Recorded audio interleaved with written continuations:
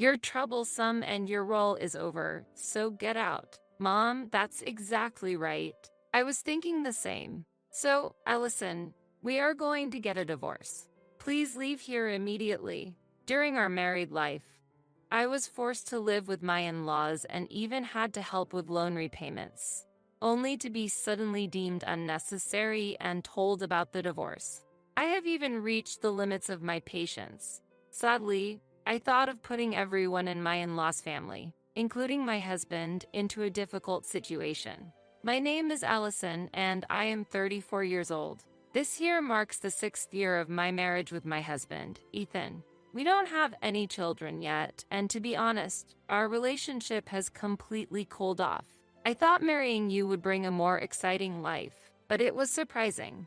Well, you can spend your life working here as a maid. Don't act too big. About half a year into our marriage, my husband started calling me you, and I can't even remember the last time he called me honey. I wonder why I married such a heartless man. Sometimes I reflect on the past, but the details of those memories have become blurred. However, my husband was much warmer, more compassionate, and trustworthy than he is now. Because I grew up in a PUA family, I strongly wish to avoid economic hardships when getting married. For this reason, I completely ruled out men who liked gambling as potential marriage partners. Even after entering society following high school, I carried the habits of my poor days. When buying something, I would overthink and be cautious. Ethan saw my cautious behavior as practical and economical, which might have been a big factor in his decision to marry me. How much savings do you have, Allison? You don't seem interested in luxury or fashion. Actually, I'm similar to you. Our personalities match, and our financial values seem to align, Ethan would often say to me. For me, who desperately wanted to avoid a poor life, having a husband with matching financial values was truly a blessing. It further deepened our bond. Married life is built on mutual understanding and support. We pride ourselves on understanding each other concerning money. The days spent with Ethan were fulfilling due to less financial worries. But on reflection, commenting on someone else's savings is a breach of etiquette, and casually stating a lack of interest in fashion is unacceptable. As a woman, being indifferent to fashion is unimaginable. My savings, well, I'm not sure about the exact amount, but I definitely try to save most of my monthly salary. Oh, and I am very interested in fashion. I always skillfully avoided financial questions to prevent further prying. We got engaged within a year of dating, but after we got married, Ethan's behavior gradually began to change. The unexpected suggestion of living with his parents came just after we got married. When Ethan returned from work, he started with excitement. I have something to discuss with you, Allison. Don't be shocked. His expression at that time gave me an ominous feeling. The topic he brought up was beyond my worst expectations. Ethan suggested that we start living with his parents during our newlywed period. It was a shocking proposition for me and had a significant impact on our relationship. This suggestion was far from what I had hoped for before marriage. I had dreamed of building our small world through our married life, but this proposal shattered that dream. For me, life with Ethan was supposed to be about just the two of us, without the intervention of others. Accepting this proposition was far from my ideal, marking a major crossroads in my relationship with Ethan. Ethan's unexpected suggestion became a significant trial for us as a couple and greatly influenced my values and expectations. It was a painful reminder that unexpected challenges can arise in married life. After discussing with my mom, I decided we should live with her.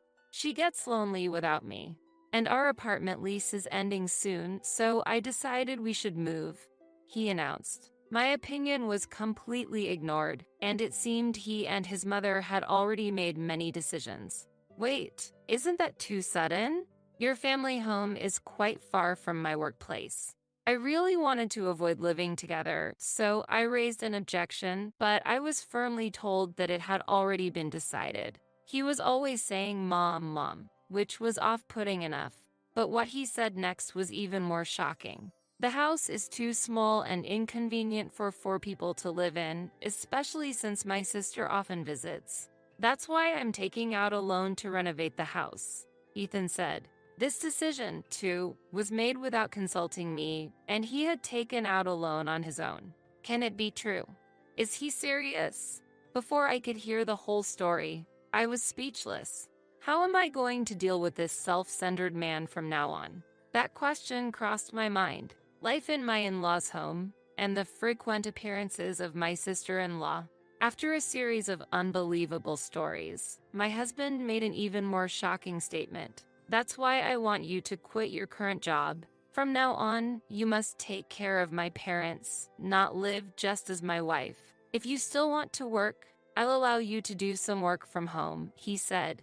The development of the conversation was too sudden and one-sided, and it took time for me to accept and understand the situation. What? Why are you being so unreasonable? You're not considering my feelings at all. What? Why do I have to consider your feelings? I'm the head of the family, so I make all the decisions, he argued back. I had been working on plans for years, and now I'm being asked to give them up and become a full-time housewife. Gradually, I began to see the essence of what my husband was trying to say. I never imagined that I would end up in this situation within a year of marriage. Originally, I wanted to rebel against what I saw as a breach of promise, but I lacked the courage and didn't want to burden my parents. In the end, I had no choice but to comply. All right, I'll quit my job and live with you. But if there are any mother-in-law issues, please listen to me. That's all I ask. Yeah, don't worry. Listening is easy.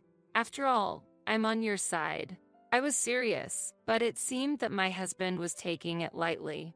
And as expected, as soon as we started living together, conflicts between me and my mother-in-law began. The renovated house was larger than expected, and private space was secured, but I became busy with daily chores. I was still working right after the move. But my mother-in-law, interested in my work situation, said, "Hey, when are you going to quit your job and focus on housework?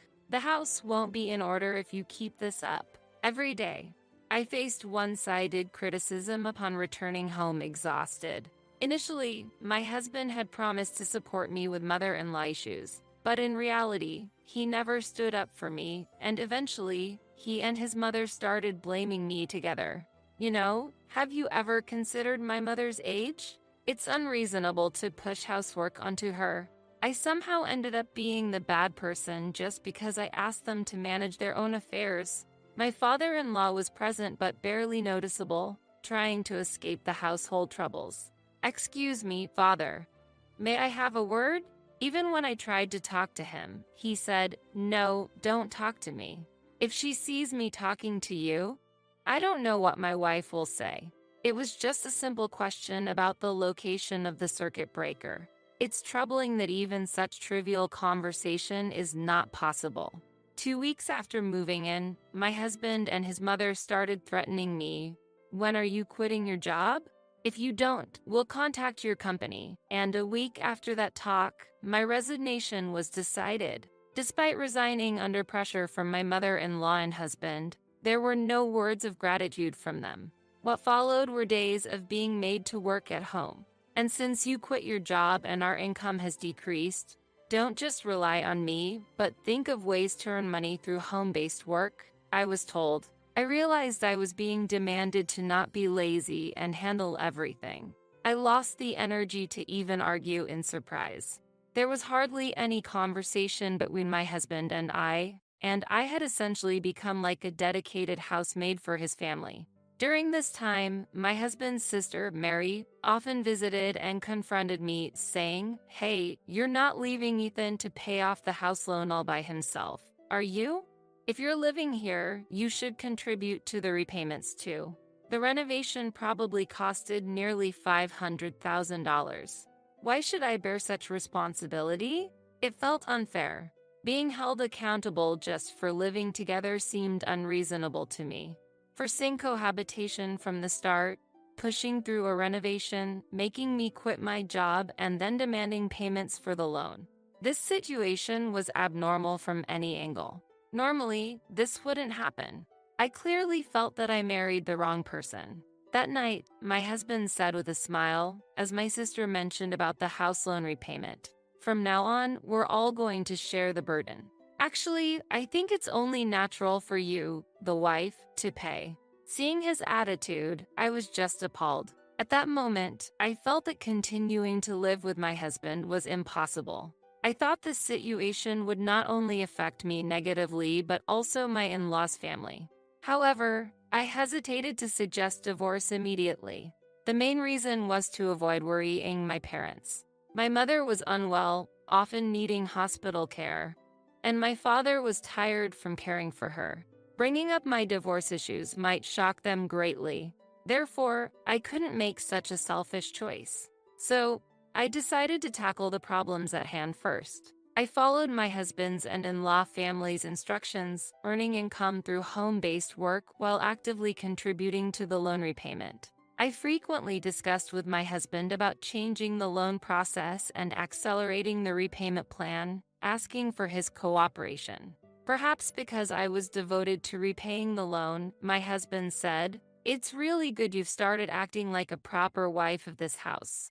If you were still arrogant, I would have considered divorce." Despite my contributing a large amount, the situation remained unfair. However, I decided to endure until things settled down. Before I knew it, I had turned 34 and it had been 6 years since my marriage. Thinking about the meaning of marriage made me sad, so I tried to stay as positive as possible. Sometimes, seeing old friends on social media posting happy family vacation photos with their children made me envious. I had wanted a happy married life and to have children too. But considering my situation then, those wishes seemed empty. However, recently, my mother-in-law had been less complaining about my behavior, saying, "The housemaid of the house finally became a decent person. She used to be an incomprehensible daughter-in-law, but it's good she's somewhat educated," while laughing with my sister-in-law. Home-based work turned out to be a good fit for me, and I had earned a considerable amount over the past few years, which I hadn't told my husband. Surprisingly, I managed to pay off the $500,000 loan in just a few years. Normally, it would take 35 years to pay off, so I was expecting to be thanked for repaying it before we turned 60. That night, I told my husband I had something important to discuss. Just about the house loan. Actually, it's already paid off. I have something serious to discuss with you today. In fact, I had prepared a divorce paper for this day and had been steadily preparing to leave the house. When I mentioned that the loan was paid off, my mother-in-law appeared, saying, "What? It's already paid off?" She barged into the conversation, listening keenly. "Yes, that's right.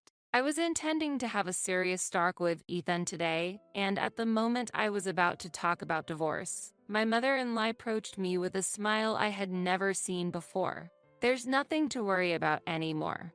Unnecessary beings are no longer needed. From now on, we can start a new life with only the true family members, right?" She said. "Mom, that's right. I think the same. So Allison, we're getting a divorce. I want you to leave here quickly." My husband declared the divorce, even though I hadn't said anything yet. Despite being forced to live in the in-laws' house since marriage and even getting involved in repaying the household loan, I was suddenly kicked out from the house. I never imagined that my husband would bring up divorce before I could. Moreover, my mother-in-law called a locksmith right in front of me. "Can you change the locks as soon as possible? Please, as quickly as you can." I was just dumbfounded by this series of events. I had endured life in the in-laws' house and the relationship with my husband. But at that moment, I resolved to seek revenge against my husband and his family. My patience had finally reached its limit, and a flame of retribution ignited in my heart. Soon after, a locksmith arrived and began changing the house's locks. During this, my mother-in-law and husband looked at me smirking. "That settles it. Today you're leaving this house. From now on, it's just our happy family." Yes, Allison, you've done well to endure this far. But this is the end. Don't expect any compensation or division of property. We haven't caused any problems, continued my mother-in-law. Realizing there would be no division of property, I thought to myself, is this really okay? I never imagined it would come to this. While taking out the prepared divorce papers, then I created a document stating that there would be no compensation or division of property and had my husband sign it immediately. My husband signed the divorce papers with satisfaction, under the watchful eye of his mother. Meanwhile, my father-in-law quietly observed the scene from a corner of the room. The realization that my departure from them was becoming a reality gave me an immense sense of relief. I quickly packed my belongings and left the house with the signed documents. I heard cheers and applause from inside the house, but I felt like sending them the same sentiment, as the situation was about to change drastically. Upon leaving the house, I immediately rushed to the municipal office to submit the divorce papers. Then, I headed straight to the real estate agency. In fact, I had already visited the real estate agent several times and had started the procedures there. Mr. Cohen, my agent and an expert in this field, fully understood my plan and acted swiftly. About a week after leaving the house, I received the expected call from my ex-husband and his family. Allison, what are you doing? We received a notice to leave the house within a week. Is this your doing? Unbelievable. How could you? My ex-husband exclaimed in rage. Mr. Cohen was very efficient in completing the procedures quickly and finding a new owner for the house. Yes, about that. I was the one who contacted the real estate agent. After all, I paid off the loan for that house, and the title was transferred to me midway. You haven't forgotten, have you? I responded. It seemed my ex-husband had forgotten everything. He had only been focused on getting my help with the loan repayment from the start, and he had followed my instructions for the other procedures and changes, but he had overlooked the details. However, it was his own responsibility for not verifying. Trying to put that responsibility on me is unreasonable. In fact, I was the one who paid the enormous amount of $500,000. Plus, I never received any living expenses from you. Your parents, even when they received their pension, said, "We'll spend our own money," and didn't contribute a single penny to the household. The reason for that is, my ex-husband tried to make an excuse, but in the end, it was I who had been supporting this family for years. After I was told to earn income through home-based work, I did so thoroughly despite the constant dissatisfaction that made my stomach ache. Despite my continued support in repaying the loan, I received not a word of gratitude and was kicked out from the house that eventually had its locks changed. I couldn't just stay silent in this situation. Wait, listen to me. Let's talk again. I think we can understand each other. We are a family, right? Besides, I don't have anywhere to go after leaving this house. You understand that, right? My ex-husband appealed in a tearful voice, but I had no intention of being swayed by such feeble words at this point. Where to go? What about your sister's house? Why don't you all live with Mary? It's a family matter, after all, I suggested coldly. Then, my mother-in-law took the phone and furiously said, "How spiteful can you be? Living at Mary's is impossible. She's having a hard time with her divorce. I can't imagine burdening my daughter with this." I retaliated against her words. Is that so? It's fine to inconvenience a stranger even though she's your beloved son's wife. I see. I understand you're thinking well now. That's why I dislike you even more. There's no way I'll help. What are you saying? My mother-in-law shouted in rage. Her anger was palpable through the phone, with her furious voice making me want to cover my ears. I felt lighter having conveyed everything I wanted to say. Well, please leave the house immediately. You might have financial issues, but if you're a close-knit family, you'll manage by helping each other. Goodbye. I said calmly. Wait, this is no time for jokes. My mother-in-law screamed, but I calmly hung up the phone. At that crucial moment, my ex-husband just hid behind his mother and said nothing. His true character was revealed. He talked tough on the surface, but at critical moments, he backed down. I had chosen the wrong man. 3 days later, Mr. Cohen, my agent, informed me that my ex-family had stealthily moved out at night. Without a decided destination, they ultimately went to my father-in-law's rural hometown. Without savings and nowhere else to go, the countryside was their only option. Their economic hardships will continue, and they'll never again live in a beautiful single-family home. They should look back and remember the comfort of those times. I am relieved there was no division of property. After all, someone capable of repaying $500,000 in 5 years might have various plans, right? I was fortunate that my ex-husband was short-sighted. I plan to buy a new apartment with a fresh mindset and regain a comfortable life.